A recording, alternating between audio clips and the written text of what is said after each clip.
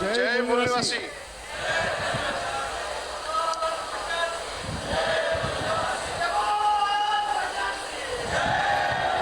जय मूलनिवासी। जय मूलनिवासी। साथियों,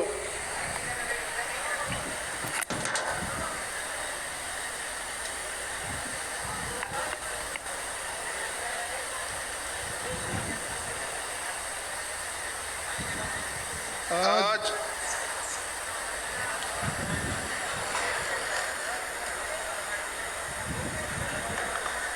इस जगह पर हम इकट्ठा हुए हैं। बहुत सारे विषय हैं और वामसेफ का और राष्ट्रीय मूलनिवासी संघ का 39वां अधिवेशन चल रहा है।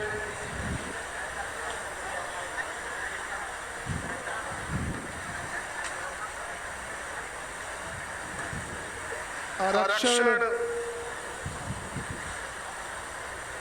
और जाति जनगणना न करना, ये साधन संसाधन इन सबका योग्य और बराबर वितरण करने के हिसाब से संविधान में इनको इनकॉर्पोरेट किया गया है। संविधान ने हमको दो तरह की व्यवस्थाएं दी है। एक जाति व्यवस्था से जाति निर्मूलन करना है और दूसरा धार्मिक संरक्षण भी है। आप अपने अपने धर्म को मानने के लिए स्वतंत्र हो, पर जो जड़ है वो जाति में जो ओबीसी के लोग हैं, एससी एसटी के लोग हैं, इनको ब्राह्मणी व्यवस्था ने धर्मांध कर दिया है। जो धर्म को नहीं मानते हैं वो संविधान के अनुसार जाति व्यवस्था में उनको अपने हकूक मालूम है, पता है, वो उसके लिए लड़ रहे हैं। पर ओबीसी के लोग ये अपने आप को या मराठा लोग स्वर्ण समझकर या उनको ऐसा समझा दिया गया है। मैं आपको एक तरीका समझाता हूँ। सिखों में सबसे ज्यादा जागरूक जो लोग हैं वो निहंग सिंह लोग हैं। निहंग सिंह नीला बाड़ा पहन के हमेशा शस्त्रधारी, शस्त्र पकड़ कर रहते हैं, पहनकर रहते हैं, शस्त्र को कभी भूलते नहीं। उनका एक अपना बोली है। वो कहते हैं जैसे नाई है तो उसका नाम उन्होंने रखा है राजा, क्योंकि नाई के सामने सभी लोग सर झुकाते हैं। ऐसे ही जो अंधा है उसका नाम सुजाखा रखा है। सुजाखा मतलब उसको सुंदर आंखों वाला। तो ओबीसी के लोग भी इसी भावना का शिकार है। वो अपने आप को जनरल समझकर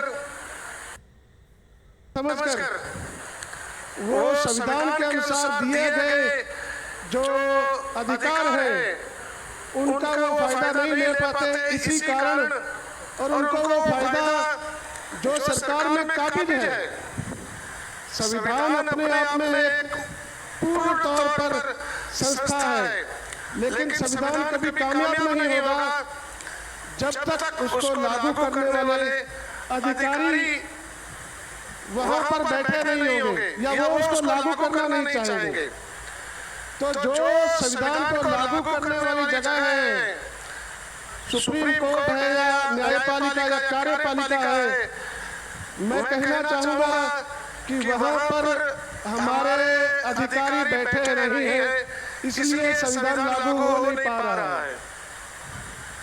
और जो लागू है, अभी प्रतिक्रांति की बात की 2014 से मेरा तो ऐसा मानना है कि प्रतिक्रांति तो जब से संविधान तैयार हो गया था वहीं से चल रही है।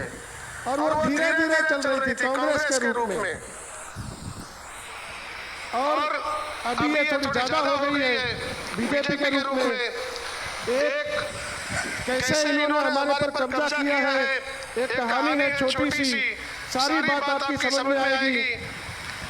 एक गांव में दो ब्राह्मण भाई बाहर से आके बस जाते हैं, आपस में वो लड़ते झगड़ते हैं, एक दूसरे का गला पकड़ते हैं, लोगों में उत्सुकता होती है, वो कभी ये भाई कभी वो भाई के पास जाके उसका हालचाल पूछते हैं, लड़ते क्यों हो, तो वो एक दूसरे के खिलाफ बात करके आपस में धड़े बना लेते हैं।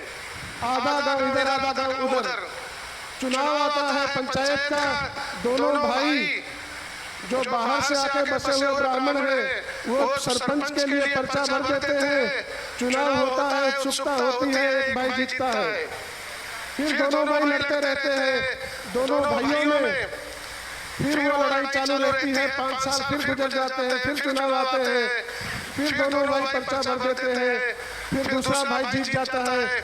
ऐसा करते करते 35, 40, 50 साल गुजर गए। गांव के लोगों को समझ में आने लगा हमारे स्कूल की छत टूटी हुई है, स्कूल में अध्यापक नहीं है, गांव में कोई डिस्पेंसरी नहीं है, गांव की गलियां कच्ची है, नालियां कच्ची है, नालियों में कीचड़ है, गांव की ओर आने वाला रास्ता बना नहीं है। तो ये आखिर हम इस निजाम से निकलेंगे कैसे? अब धीरे धीरे इनको भी पता चल जाता है कि हम तो गांव में 2 ही लोग हैं, तो हम जीतेंगे कैसे? तो ये व्यवस्था अभी एक गांव की है, इसी को आप कस्बे में मानो, तहसील में मानो, जिले में मानो, स्टेट में मानो, नेशनल लेवल पे मानो, कभी बीजेपी तो कभी कांग्रेस। जब गांव के लोगों को समझ में आया कि हम संख्या के बल पर नहीं जीत सकते हैं, तो इन्होंने ऊपर अपील किया, भाई आने वाले समय में हम वोट से जीत नहीं पाएंगे। तो बोले कोई बात नहीं, संख्या की जरूरत नहीं हो, इसलिए हम लोग आने वाले समय में ईवीएम से चुनाव करेंगे। तो साथियों, ईवीएम से चुनाव हो रहे हैं, चुनाव में धांधली है। आज के जमाने में टीवी पर वापस से कांग्रेस को प्रोजेक्ट किया जा रहा है या आम आदमी पार्टी को, तो राहुल गांधी सामने लाया जा रहा है, केजरीवाल सामने है। ये सिर्फ वोटर चोरी, वोटर लिस्ट की बात करते हैं। हमने मामन मिश्रा साहब ने बहुत पहले 2013 में, 2009 में ये साबित हो चुका है कि ये सरकारें आपस में तालमेल करके 10 साल कांग्रेस ने राज किया, अभी बीजेपी राज कर रही है। बीजेपी ने फिर अपना वचन तोड़ दिया और आगे तरक्की कर ली, और उसने 15वें साल में भी अपना राज स्थापित कर लिया। तो दोस्तों, ईवीएम को हटाए बगैर हमारे हकूक और ये जो मिलने मुश्किल है। और ये लोग हम लोगों को आपस में लड़ा के रखते हैं, उसके लिए ये लोग संविधान का भी यूज करते हैं, उसके लिए ये लोग आजकल प्राकृतिक संसाधनों का भी यूज कर रहे हैं। जैसे पंजाब के किसान, हमारे घाटक साहब ने बोला कि किसान दुर्दैवी है। मैं तो कहता हूँ जिसके पास छोटा सा भी जमीन का टुकड़ा होगा और वो फल सब्जी उगाने लायक होगा, अन्न उगाने लायक होगा, तो वो भूखा नहीं मर सकता। वो उसका दुर्दैव नहीं है, उसको दुर्दैव बनाया गया, उसको गरीबी में घसीटा गया है। मसला अभी बारिश के माहौल चालू है पंजाब में, जानबूझ करके डैम का लेवल फुल होने तक पानी नहीं छोड़ा गया। अब पंजाब में बाढ़ आई हुई है, चारों तरफ बाढ़ का माहौल है, और ये हर दूसरे तीसरे साल ये लोग यही जानबूझ के करते हैं कि पानी को जमा करते हैं। और ये मैं नहीं कहता कि सिर्फ पंजाब में करते हैं, ये हर स्टेट में ऐसा करते हैं ताकि वहाँ पे आने वाले लोगों की मायूसी बनी रहे और कमजोरी बनी रहे। तो झगड़ा दोस्तों एक तो अमीरी का होता है और एक झगड़ा भुखमरी का होता है। ये लोग भुखमरी में लड़ने वाले लोग अपने लिए लड़ते हैं और अमीर लोग दूसरों को लड़वाते हैं। हमारे साधन संसाधन इन्होंने हमको ये दिखाया जा रहा है कि उद्योगपतियों को बेच दिए। अरे वो उद्योगपतियों को बेचे नहीं है, ब्राह्मणवादी संस्था ने अपने भविष्य को मजबूत किया है। इलेक्टोरल बॉन्ड में वो लोग दान लेते हैं और उसको संवैधानिक रूप दे दिया है, और वो लोग इतने बड़े उद्योगपति इनको चंदा देते हैं, इनकी सरकार कायम करते हैं। तो ऐसे बहुत सारे जो षड्यंत्र है वो समग्र रूप से दिन रात लगे हुए हैं।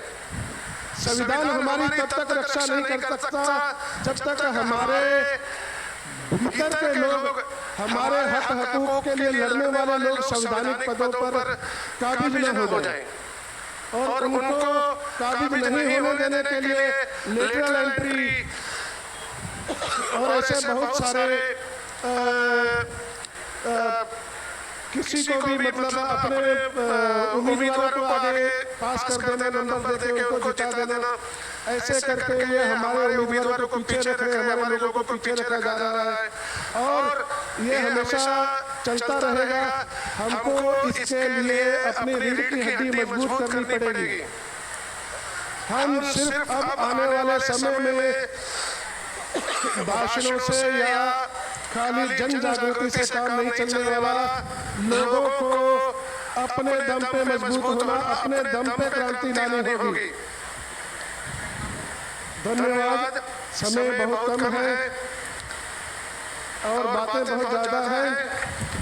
बाद में बातों में यही बातें कहनी है तो मैं यहीं पर माफी चाहता हूँ। जय मूलवासी, जय भारत। धन्यवाद साहब। या ठिकाणी